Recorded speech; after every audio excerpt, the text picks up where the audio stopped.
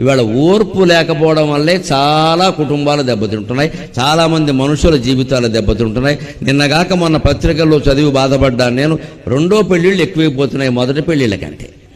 వీరికి రెండో పెళ్లి, వారికి రెండే పెళ్లి. నీకు నీ వారు లేరు, నాకు నా వారు లేరు, ఇద్దరం కలిసి దాంట్లో మార్చుకుందాం, మళ్ళీ ఎప్పుడంటే అప్పుడు తీసేద్దాం.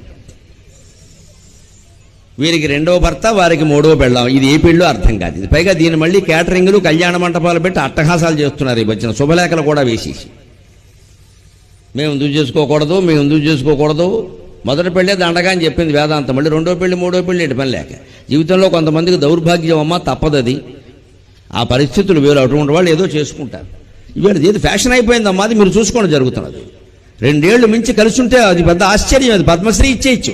ఎవరన్నా దంపతులు 2 ఏళ్ళు మించి కలిసి ఉంటే పద్మశ్రీ, ఎందుకంటే కలిసి ఉన్నారు కాబట్టి.